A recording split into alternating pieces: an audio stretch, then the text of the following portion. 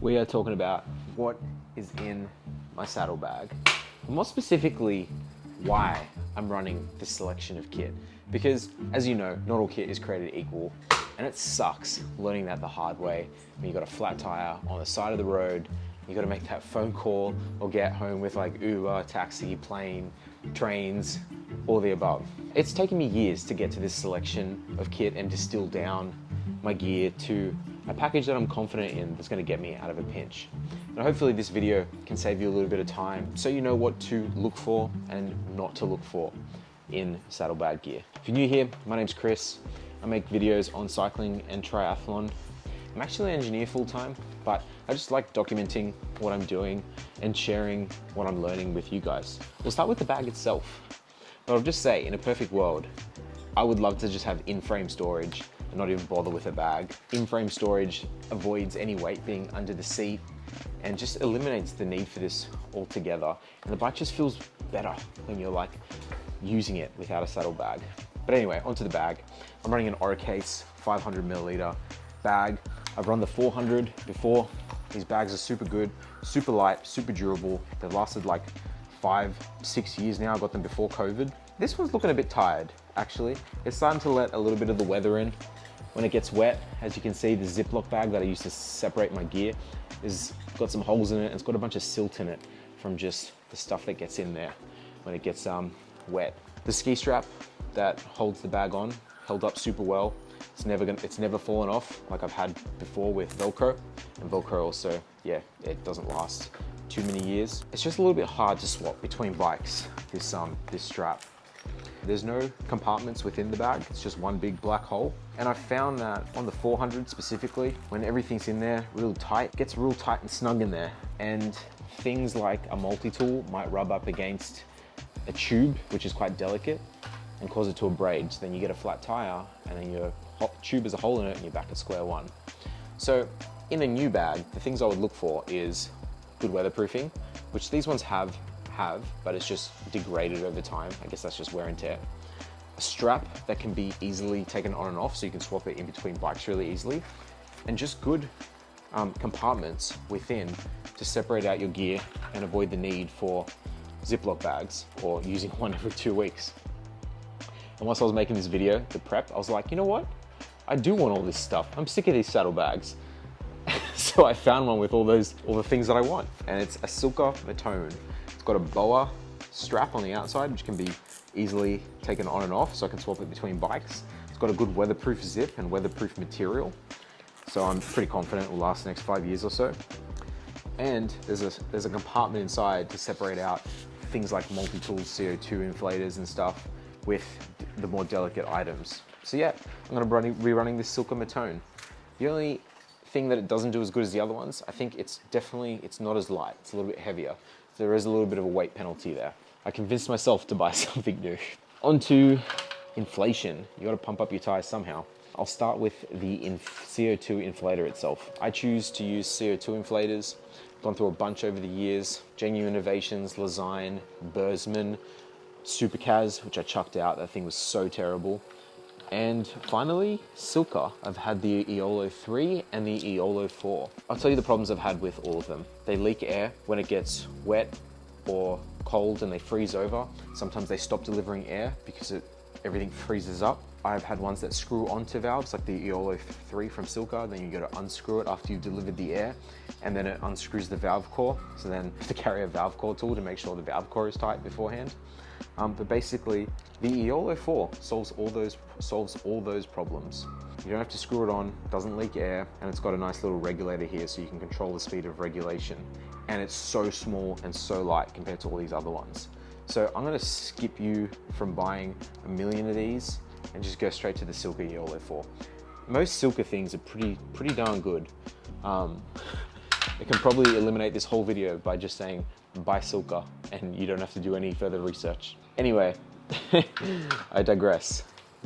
With those CO2 regulators, CO2 canisters, obviously, I just buy whatever's the cheapest. I bought like 30 or 40 years ago for like $2 each, and I'm still going through that batch. I don't use any foam on the outside or anything like that, and I think I've had like one dud canister in like 10 years that actually had no air inside. I think this would be a good time to talk about pumps, because before this video, I was like, why would you ever consider even buying a little mini pump with like a lithium battery in there? I was just like, it's just another thing to worry about and charge, and it can fail out there because there's electronics. But I am starting to see the light with a pump. And if I didn't have so many CO2 canisters at home already, I probably might have already convinced myself to buy a pump. 2 of these CO2 canisters and a regulator is like 120 grams. You can get pumps that are 100 grams. So you can essentially get something that's lighter and is almost free to reuse for years. Yeah, I think that's the advantage of the pump. Also with travel, can't take CO2s on a plane, so you have to buy them at your destination, but you can carry a pump through there. So I actually think that pumps are not a bad idea if you can get around the fact that you have to charge it and there's electronics, so that could fail. But you get 2 pumps out of a micro pump, which is equivalent to 2 CO2s, and it might have less chance of failure than a bad regulator out on the road. So if you've got a bad regulator and you're not confident in it, rather than buying a new one of these for 40, 50 bucks, you might as well get a pump for 80 bucks and give one of those a go. Well, at least I would if I were you. Let's talk about tubes. I still carry a tube. I carry one of these super light tubes. You've probably heard about these by now. They haven't failed on me. They're super good. And I like that they're so light that you can carry multiple of them, which comes in handy when you're using a very small saddlebag and doing really long rides. But I know guys that don't even carry tubes.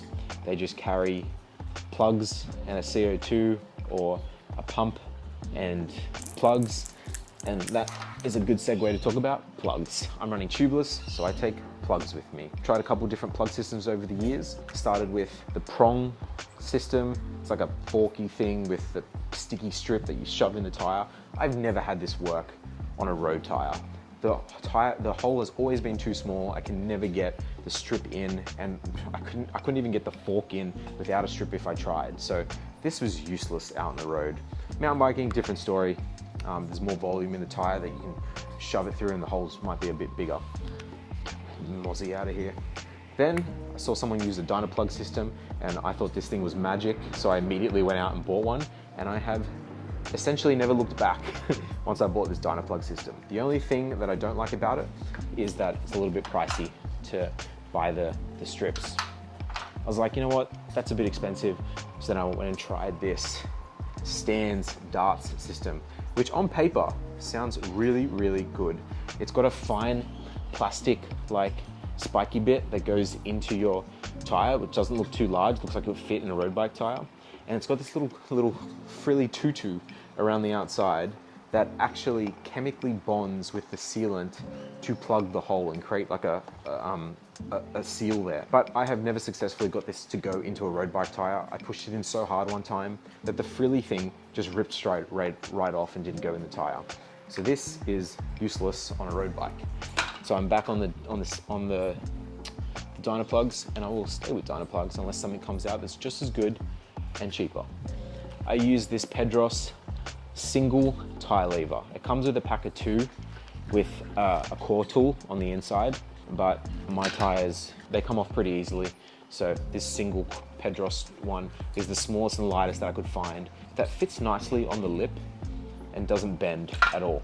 Previously, I always went with an orange Maxxis tire lever, which is a little bit bigger, but that thing is indestructible, as well as this Pedros one, which is just a bit too big to carry on the road. I'm like, why would you carry something that big?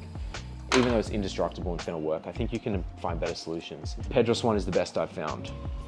Or carrying no tire lever if you've got hands of steel.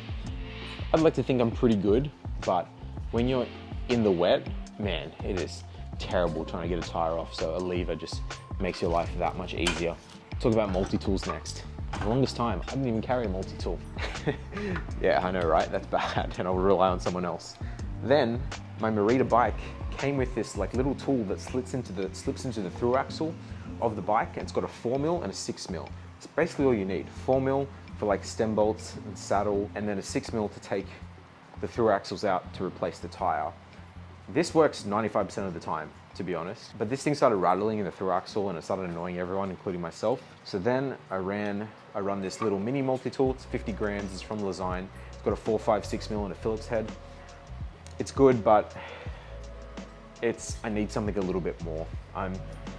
If I want to tighten the bolts on, say, underneath where your Garmin goes. They're 3mm bolts for me, or probably 2.5mm or something like that. And this just won't cut it if those start rattling out on the road, which they have before. So I'd recommend something like a 6 tool or a 7 that has 3, 4, 5, 6, which are all the main bolts. Maybe a Torx if you ever need to bleed your brakes on the road. I would just say don't get something too big because it's just extra weight. What for? How you doing? Stay with me now. We've only got like 4 more things to talk about. If you're getting any value out of this video, please hit subscribe. You know what to do. The KFC refresher towel. This is 100% a luxury item, but it's so nice to finish repairing your tire and then clean your hands afterwards, because you're eating snacks and stuff. And this thing I love carrying. And also you give it to someone else out there, man, it is worth a free coffee easily just by handing them a KFC refresher towel, which you get for free anyway. I carry a quick link for my 11-speed chain.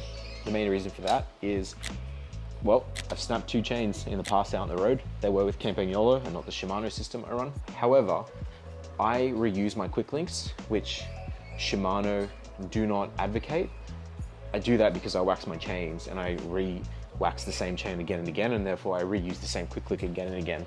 And I'm worried that that will snap one day, so I carry a spare quick link for that reason.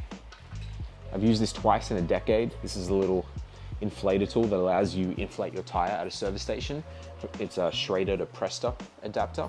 This is handy not only as an emergency tool if you want to put it in your saddlebag, but also if you need to tubeless your tires at home and your pump is not strong enough, or your CO2 canister can't deliver enough air to seat that particular tire, then going down to the servo and using one of these to seat the tire on the rim for tubeless, it's saved me a couple times.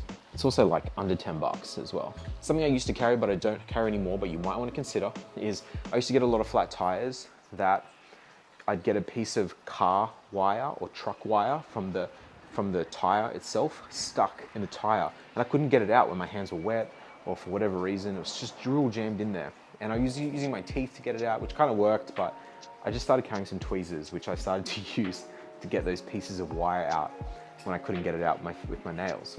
I carry this only on long adventure rides now, you know, in case you get a thorn in there or something I can't get out with my fingers. Last thing to talk about, pumps. I like the look of a frame pump. I got this one for 10 bucks out of a bargain bin, but when I need certainty from going from point A to B, then I carry a mini pump. Well, I used to. I now use the frame pump when I'm commuting, but I got this Bursman micro pump. It takes forever to pump up your tire, but you know, it'll get you out of trouble in a pinch. I bought this for a 260-kilometer adventure ride. Glad I didn't have to use it. And I found this Lezyne one on the side of the road when I was commuting. It was in the gutter. It was there for like a couple weeks, and then I just picked it up one day. It's a bit higher volume than this, so it's much nicer to pump your tire up. What else is there? Oh, a boot. I carry a boot, which I either makeshift out of muesli bar wrappers or a $5 note. A boot, if you didn't know, is just a hard piece of plastic that can fill a really large hole on the outside of your tire. Sometimes the hole is so big that you can't plug it, and when you put a tube in, the tube will be sticking out of the wall of the tire. And essentially that hard piece of plastic is just used to stop the tube from sticking out, and so you can get home if your tire is that badly damaged. And that's my kit, guys. The only thing I'm curious about is what your take is on taking a pump with you riding. So not using CO2s and not using pumps, but taking an electronic pump. Would you get one? Wouldn't you? Put in the comments below.